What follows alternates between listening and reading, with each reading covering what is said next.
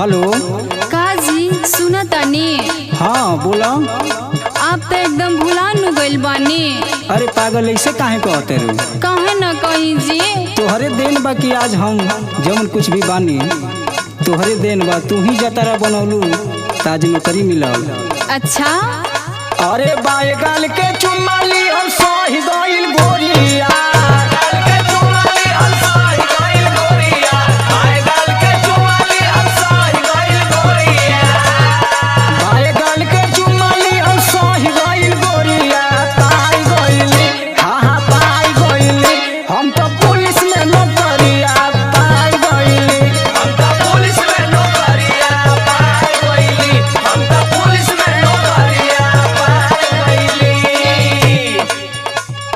जतारा बनैला सैया दिन दोपहरिया।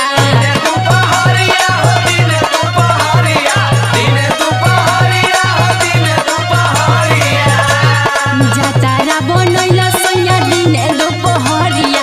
पाई गइल ना हाँ पाई गइल ना करिया खुशी से न करिया। पाई गइल ना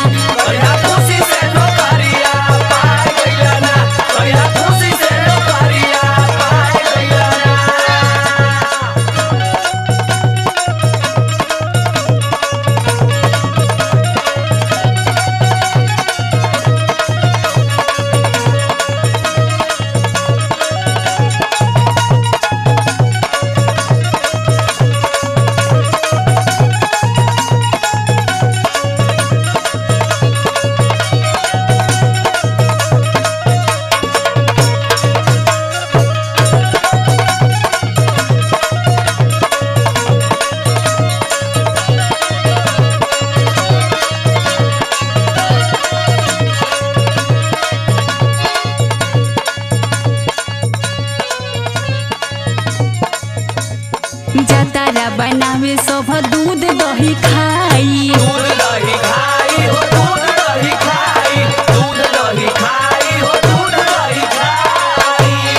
ओकरे से नीक हमर चुमावे सोहाई।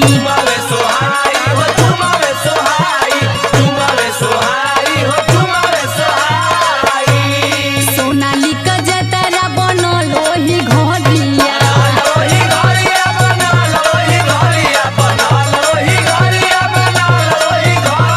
सोनालिका जतारा बनल ओही घरिया।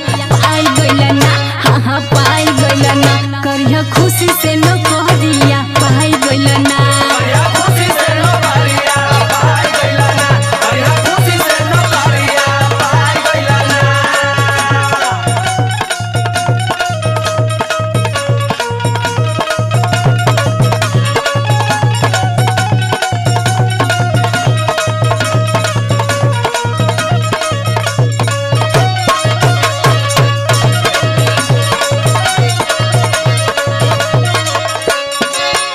सुना। बोली अब तो सुन ही के नु बा।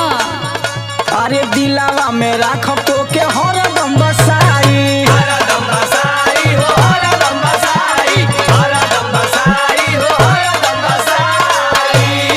उमे सजय राज तोहके